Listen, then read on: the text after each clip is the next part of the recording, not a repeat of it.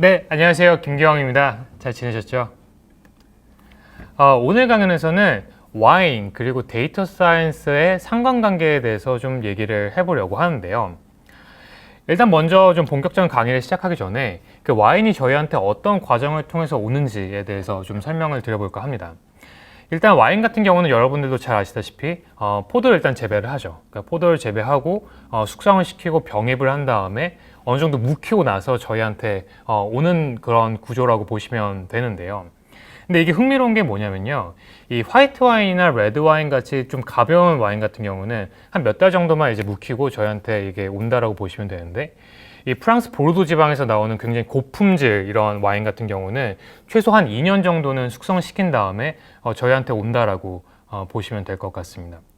그리고 또 굉장히 유명한 와인이죠. 이 샤또 디캠이라고 이 디저트 와인의 대명사가 있는데, 얘 같은 경우에는 34년 정도 이제 오크통에, 이 오크란 나무통에 숙성을 시킨 다음에 유통이 된다라고 이해를 하시면 될 것 같습니다. 근데 그래서 이렇게 와인 같은 경우에는 굉장히 긴 숙성 기간이 필요하고, 이런 숙성 기간이 지난 다음에야 이 본연의 맛을 찾을 수 있기 때문에 이 와인이 재배되자마자, 와인이 처음에 나오자마자 이 테이스팅 해본 것만으로는 이 와인의 진짜 가치를 판단하는 게 굉장히 어려워요. 근데 하지만 그럼에도 불구하고 평론가 분들은 처음에 나온 와인을 조금 테이스팅 해보시고 그런 걸 기반으로 이 와인이 나중에는 어느 정도의 가치가 있을 것 같아, 어떤 맛이 나올 것 같아 라는 그런 평론을 하고 계시는 상황인데요.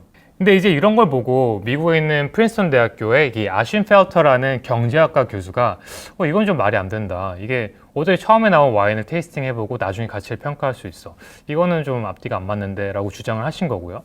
그러니까 이분 같은 경우에는 오히려 데이터를 통해서, 데이터를 기반으로 포뮬라를 만들고 모델을 만드는 게 조금 더 정확하지 않겠냐라는 주장을 하신 겁니다. 그래서 이분이 실제로 어떻게 하셨냐면요. 진짜 데이터를 한번 모아 보신 거예요.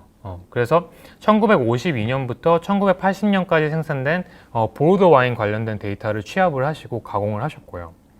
그러니까 이런 걸 데이터를 좀 봤더니 이게 결국에는 그 재배할 때의 온도와 그 당시의 강수량이 가장 큰 임팩트를 주는 변수구나라는 패턴을 찾으신 거죠. 그래서 이런 걸 기반으로 다시 한번 데이터를 좀 더 세부적으로 돌려봤더니 이런 거와 같은 리그레션 모델이 나온 거고요. 이 모델에 대해서 좀 해석을 해드리면은, 이 재배 당시의 온도가 높을수록, 또 그리고 재배 당시에 강수량이 낮을수록 와인의 최종 가치, 그것도 와인의 그 맛이 더 올라갔다라는 그런 결과물, 그런 인사이트를 도출을 하시게 된 겁니다. 그리고 이거 같은 경우에는 제가 방금 전에 보여드린 그 모델을 그 R이라는 굉장히 많이 쓰이는 그 통계용 소프트웨어가 있어요. 그걸로 한번 돌려본 그런 결과값을 좀 정리해서 가지고 온 건데요. 일단 좀 결론만 말씀을 드리면은 좀 통계적으로 상당히 유의미한 결과가 나온 거예요. 그러니까 저희가 좀 약간 이건 좀 어려운 얘기긴 한데 일단 한번 들어보시면은, 그러니까 저희가 이런 분석을 볼 때 가장 중요하게 보는 그 수치가 이 R 스퀘어라는 값이고요. 또 이제 이 P value라는 값을 저희가 제일 중요하게 보는데요. 여기서 보시면 아시겠지만 이 R 스퀘어 값이 거의 한 1에 가까워요. 근데 이게 1에 가까울수록 저희가 좀 더 핏한 데이터라고 얘기를 많이 하거든요.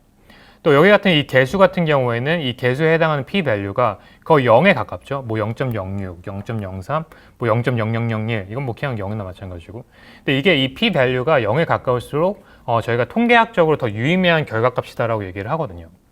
근데 어쨌건 여기서 말씀드리고 싶은 포인트는 뭐냐면은, 이 아슌 펠터의 모델이 이 데이터 사이언스 관점에서 좀 상당히 파워풀한 결과물을 도출을 했다라는 것이죠. 하지만 이제 이런 결과값이 나오니까 이 로버트 파커라고 세계적으로 유명한 그 와인 평론가인데요. 이분은 이제 인정을 하지 않으신 거죠. 그러면서 얘기를 하신 게, 이거는 ludicrous하고 absurd하다라고 말씀하셨는데요. 이 한국말로 번역을 하면은 그냥 어이가 없다라는 뜻인 거예요.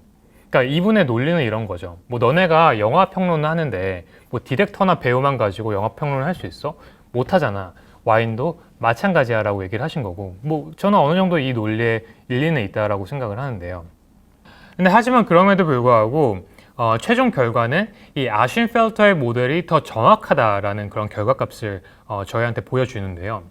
예를 들면은 이 86년도 빈티지 기준으로 봤을 때 이 파커 같은 경우에는 이 와인이 굉장히 훌륭하다라고 얘기를 했어요. 근데 반면에 아슌 펠터의 모델은 이게 그냥 그저 그렇다, 그렇게 훌륭한 와인은 아니다라고 얘기를 했거든요.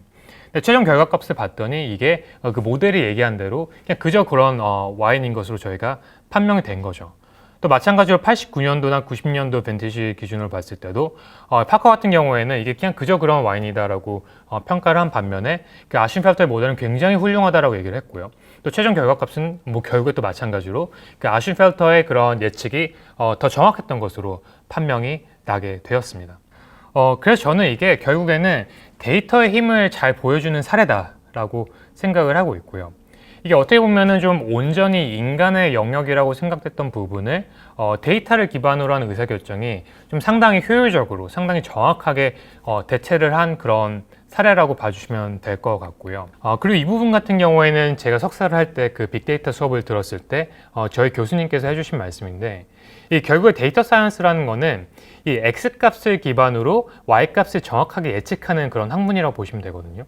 근데 제가 오늘 이 보여드린 사례 같은 경우는 이 온도랑 그 강수량이라는 X값을 기준으로 그 와인의 가치, 와인의 맛이라는 그 Y값을 찾아내는 그런 예측 모델을 저희가 데이터 사이언스를 통해서 한번 알아본 그런 케이스다라고 이해를 하시고 마무리를 하시면 될 것 같습니다. 그래서 오늘 여기까지 해서 와인이라는 재밌는 주제를 가지고 데이터 사이언스 맛보기 수업을 한번 진행을 해봤고요. 근데 이런 것들이 좀 전공자가 아니더라도 여러분들께서 뭐 쉽게 재밌게 접할 수 있는 그런 케이스들이 상당히 많이 있습니다. 그래서 이런 부분들을 좀 다음에 기회가 된다면은 다시 한번 좀 정리를 해볼까 생각을 하고 있고요. 뭐 어쨌건 일단 오늘 강연은 여기서 마무리하도록 하겠습니다. 김경의 스타트업과 디지털 기술 트렌드였습니다. 감사합니다.